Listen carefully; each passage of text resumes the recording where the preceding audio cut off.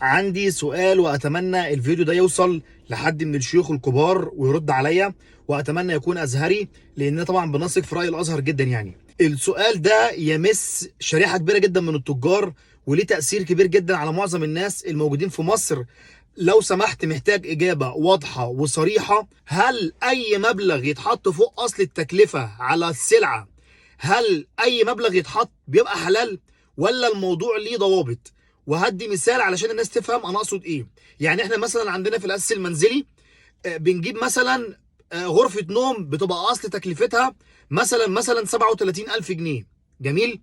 المصنع اللي بيعمل غرفه النوم دي مثلا انا بروح اخد منه مثلا غرفه، وغيري بيروح ياخد منه نفس الغرفه من نفس المصنع بنفس الخامات والمواصفات وكل حاجه، وتقريبا نفس مصروفات التشغيل اللي عندنا نفس اللي عند الناس التانيه. تمام.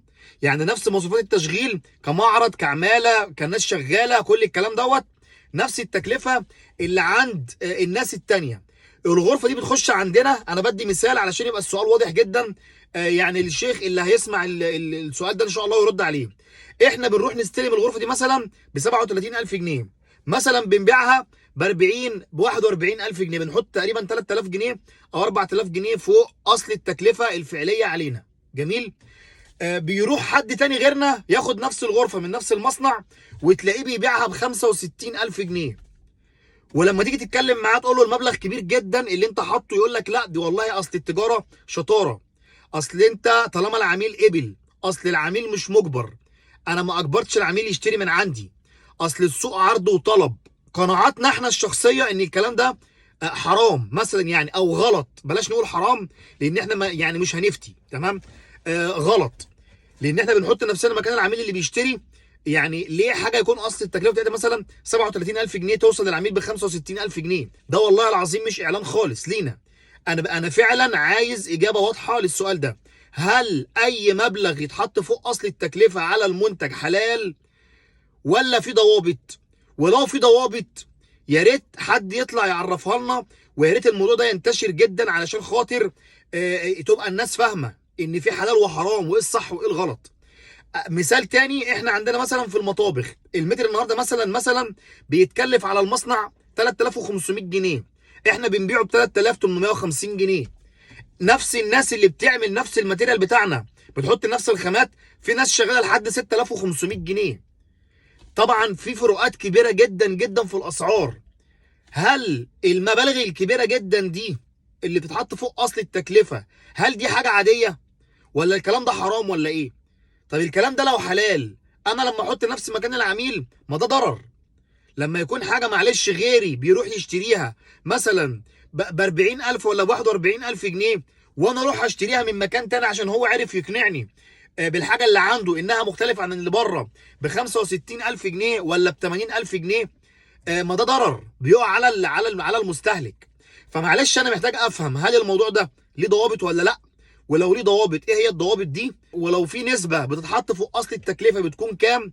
احنا بنحط نسبه من 10 ل 15% فوق اصل التكلفه الفعليه، احنا بنحط النسبه دي.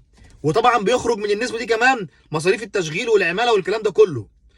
فلو سمحت الفيديو ده يوصل لاي حد من الشيوخ الكبار، واتمنى حد يرد عليا للتوضيح رد واضح. محتاجين يا جماعه رد واضح، لان سالت اكتر من حد بيني وبينه كده الرد اللي هو يعني ايه، مش عايز يديك اجابه، لا انا عايز اجابه واضحه وصريحه ومحدده. الناس اللي بتحط مبالغ كبيره جدا فوق اصل التكلفه حلال ولا حرام؟ ولو في ضوابط للموضوع ده، النسبه الحلال بتكون كام اللي الناس بتحطها؟ ما يخصنا احنا والله. حتى لو طلعت النسبه حلال ان احنا نحط 200% فوق اصل التكلفه، اقسم بالله احنا ما هنعمل الكلام ده، لان احنا على قناعه تامه ان كل ما نخفف على الناس ربنا يبارك لنا. ولكن احنا السؤال بشكل عام بقى علشان الناس اللي بتحط مبالغ كبيره جدا جدا فوق اصل التكلفه دي. في ناس ممكن حاجه تتكلف عنده مثلا 30,000 جنيه يبيعها ب 90، يحط 200% فعلي فوق اصل التكلفه. ولما تتكلم معاه يقول لك لا الكلام ده مش حرام، الكلام ده عادي، التجاره شطاره، اصل مفيش استغلال، اصل انا مش شغال في سلعه انا بس اللي امتلكها. لا، ده في ناس هنا بتمتلكها وهو ممكن يروح يجيب من عند حد غيري عادي. ده سوق مفتوح والسوق عرض وطلب، وطالما قبل وانا ما ضربتوش على ايده عادي، يبقى ده حلال. ده طبعا ده الكلام اللي هم بيقولوه.